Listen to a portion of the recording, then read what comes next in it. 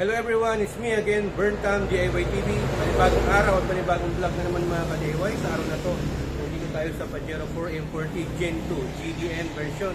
Ayan, may konting problema tayo. Pakita ko sa inyo. Yung shop lang sa Kasbog, Magtaking, San Carlos City, Pangasinan. So ang problema nito mga ka-DIY, gawa ng may katagalan na to, ang outer door opener natin. Yan o, kaka-problema, mahirap bumukas. Yan ang ituturo namin sa inyo kung paano yan. Huwag kayong maglilipat ng channel. Ayan.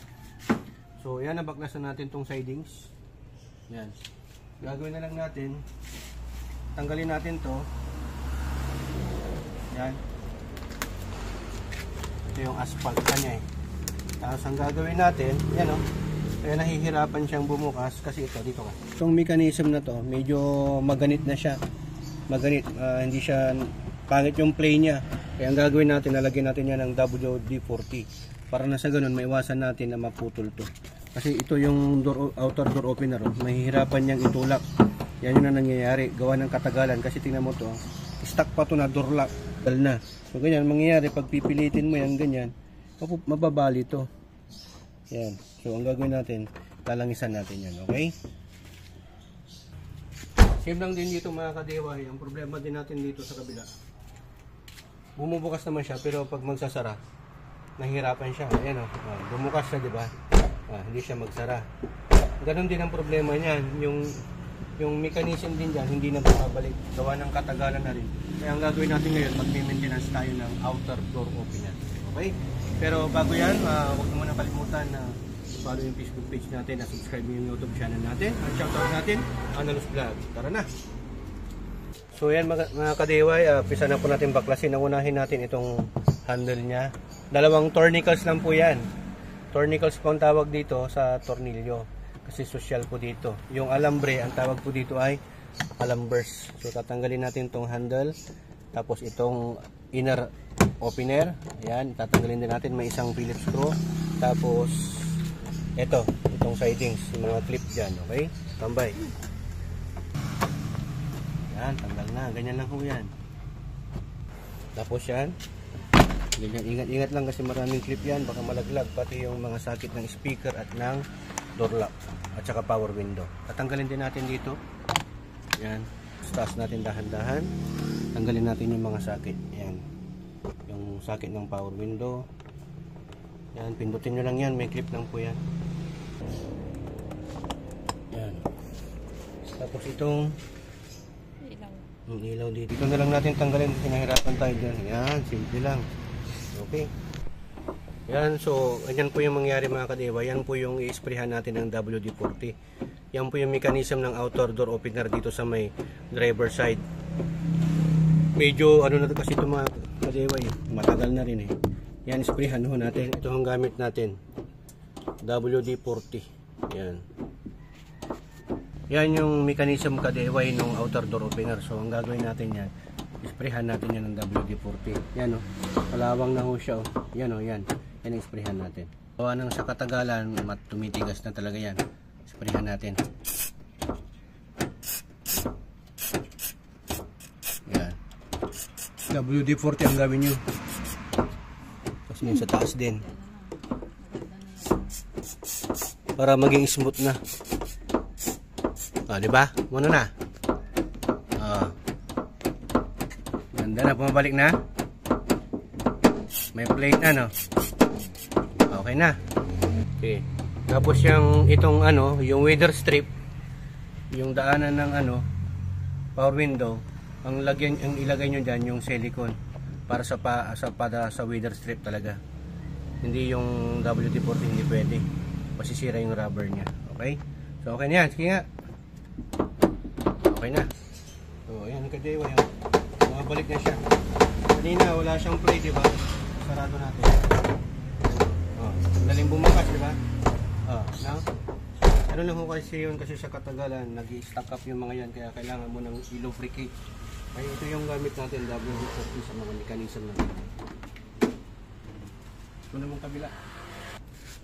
Huwag yung gagamitan ng grasa kasi habang tumatagal yung grasa nagiging putik, tumitigas din yan. Pwede, ito talaga. Ang isa, sunod natin. Ito, mapag ano, mapuputulan ka na, mababalian na. Dito ka. Yan, ilawan natin para mas makita. O, tingnan mo naman yan, oh. Ito yung sinasabi ko ka-DIY na mag-ganyan. Tignan mo, hindi na umaabot, oh. Pag ano mo yan, nahihirapan na. Yan, oh. Yan yung mechanism. Ibang klase naman dito. Ito na, madali lang. Tignan mo maalikabok. Pakita mo yung alikabok, oh. Putik, di ba? Yan yung isprehan natin.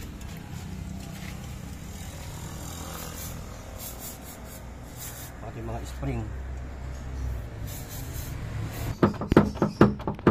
Bilis na. Ba, sa labas. Ano mo sa labas, Nika? Yan, check natin sa labas. Oh. Easy na siya, oh.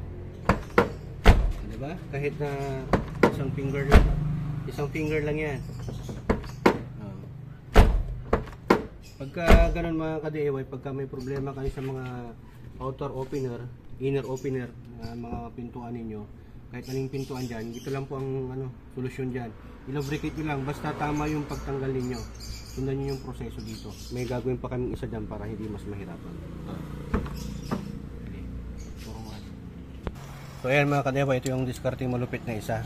Lalagyan natin ng rubber yung yung tumutulak doon sa mechanism para magkaroon ng reinforcement, para mas, kumbaga yung allowance ng pagbaba niya maliit na lang para hindi na mahirapan, hindi na mapwersa. Ayan ka-DIY yung sinasabi kong allowance or gap noong outer door opener dito sa may mechanism. Sige, galaw mo yung mechanism. Ayan, oh. Yung mechanism, igalaw mo. Ito ang mechanism sa loob. Yan, igalaw mo. Yan, oh. Bitawan mo. Yan ang gap, oh. Hindi siya nakaabot, di ba? Mas maganda, mas baka naka-advance na para hindi na mahirapan yung outer door opener para hindi ka mabalian. Okay, kasi yung outer opener nasa 500 din yung isa. Sige, lagay mo na. Yan, lagyan natin ng konting shoe glue para hindi siya malaglag. Yan, lalagay na ho natin yung rubber. Hose lang po yan. Pang reinforce lang dyan para tutok na siya. Yun, parang kunwari nakababa na para hindi na ho hirap. Yan. Hindi na mapepersa yung outer opener mo just in case na uli mag-stack up. So yan, ganyan lang po yung discarte dyan mga ka-DIY. Kaya mga ka-DIY, binabalik na rin po natin yung sidings niya. Itong cover dito. Dahan-dahan nyo lang itulak kasi yung mga clip baka pag hindi tumapat yung terminal ng speaker. Okay. Yan, dapat itapat po natin itong mga clip dito sa butas. Sige. Yun. Yan, lagay na rin natin yan. Yung triangle dito. Ulit na rin natin to sa may inner cover, tapos lagay natin yung tornilyo. Yan, isang tornilyo lang yan. Yan, subalit na rin natin yung socket, itong power window. Tapos tapat nyo lang dito, yung una sa may bintana. Yan ang unahin natin ilagay. Yan, tapos itong handle ulit. Yan, last but not the least, ashtray naman. Takip ng ashtray.